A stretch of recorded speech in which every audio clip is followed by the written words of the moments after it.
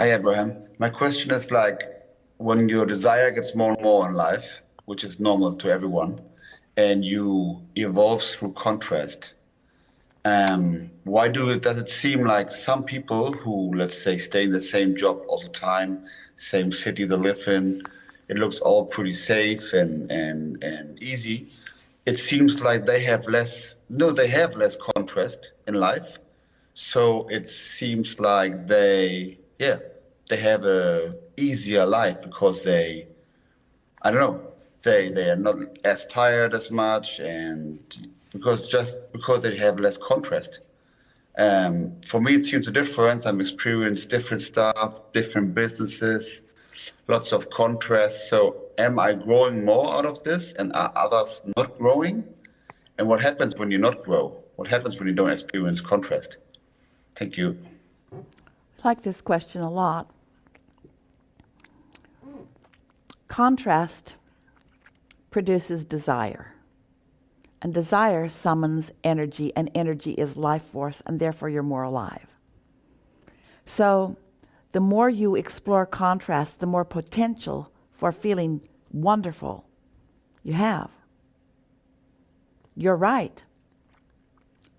Less contrast produces less desire, and less desire exposes less resistance, and less resistance may feel easier. So let's introduce the only factor that really can help you clear this up, which is the joy factor. If you've ever been in an experience where you've asked for very little, here's a story that we like to tell. Jerry and Esther went to La Jolla, it's near San Diego, as often as they could.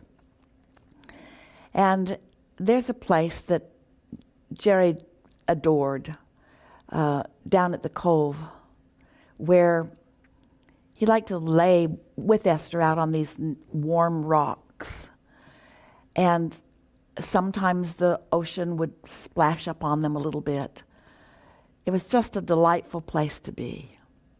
And so he'd say, let's go down to the Cove. Let's just go chill and lay on those rocks. And so they'd go down and they'd spread out their towels, and they would rub on their lotion, and they would lay in the sun, and they would feel the wind on their bodies, and they would bask in the deliciousness of that moment in time. And within a very short period of time, Esther would hear or feel Jerry's fingers sort of thumping on the rocks. She could feel he had refreshed, and he was in alignment, and now he was being called to something. And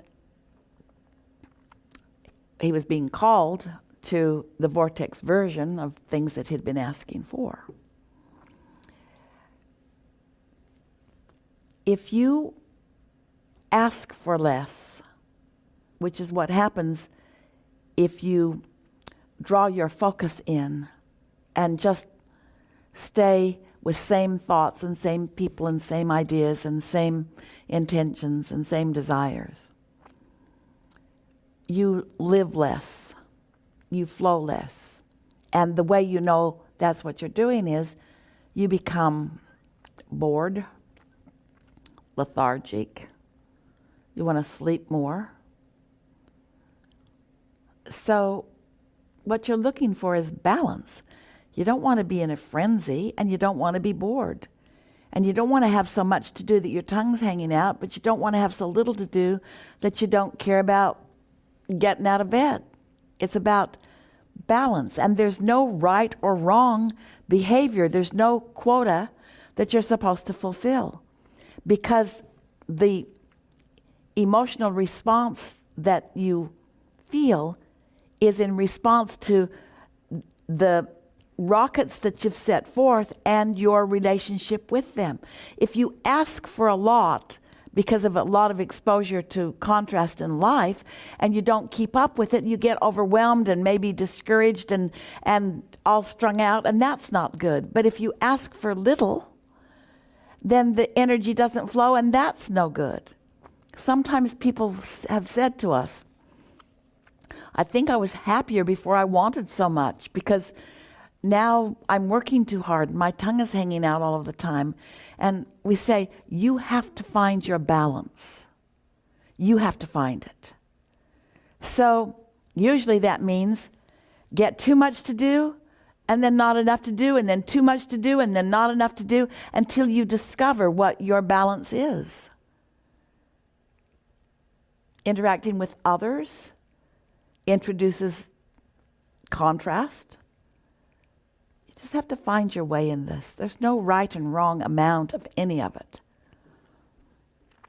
It's the joy factor you're looking for.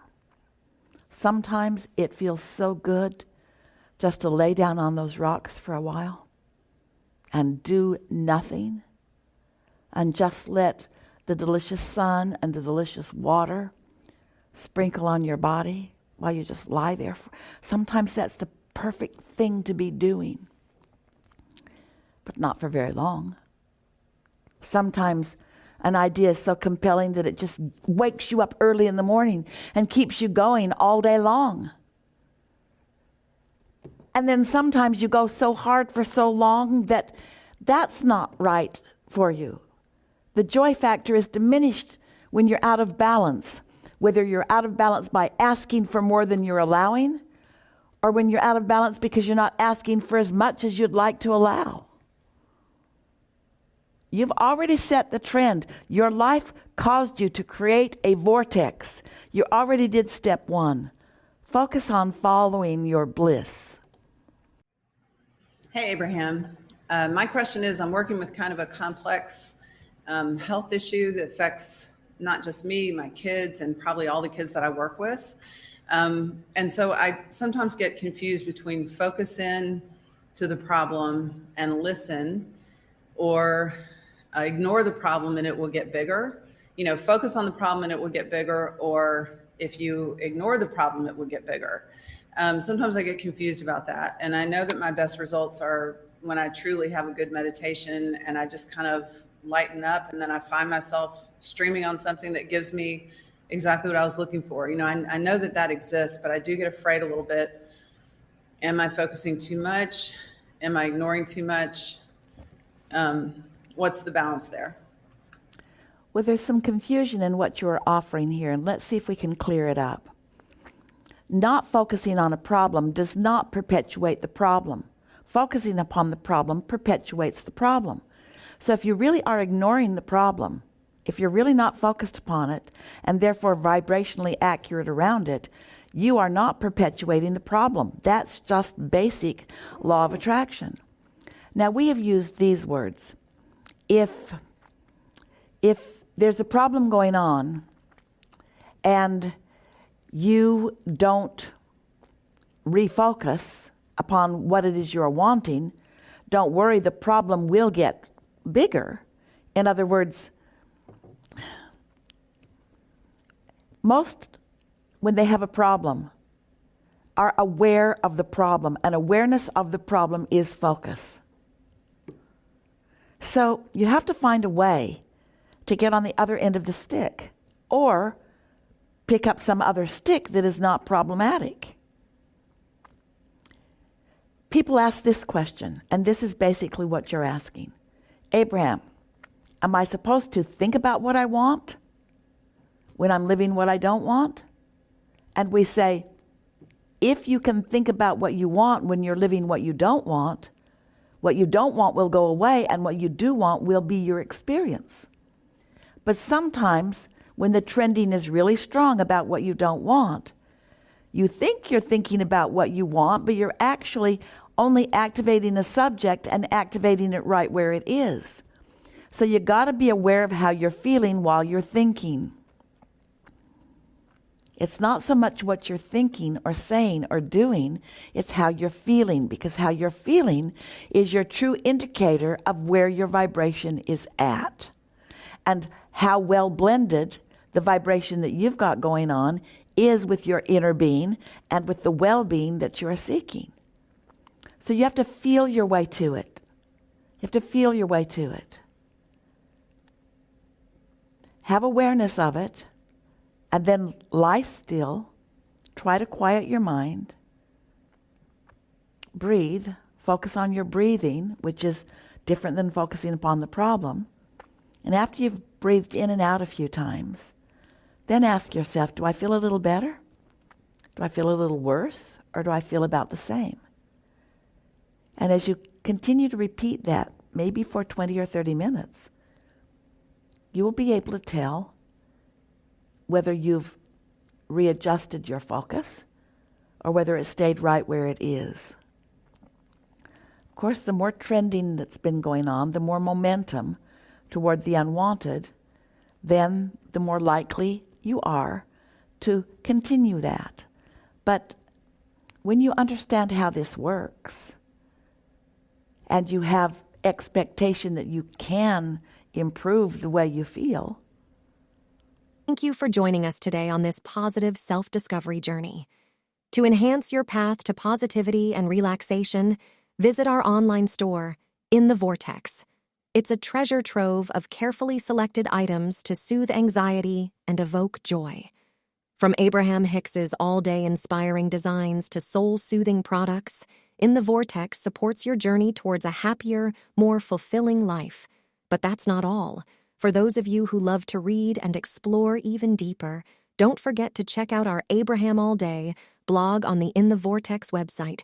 It's a hub of Abraham-inspired wisdom and inspiration waiting for you. And here's something truly exciting: our special campaign. When you scroll to the bottom of the In the Vortex website, you'll discover an irresistible offer, a special free gift that will make your heart sing. Trust me, it's something you won't want to miss out on. Take a moment to explore our SIPWARE line, now available for a limited time only, to remind you that everything is always working out for you. Grab yours today and perhaps a little something extra for a special person. Remember, when you surround yourself with positivity, you invite more of it into your life. So why wait? Dive into In the Vortex today and create your own oasis of joy and calm. Thank you again for being a part of this incredible community. Keep your thoughts high, your hearts open, and your spirits soaring. Until next time, take care, and remember, share this video with your friends, like, and subscribe.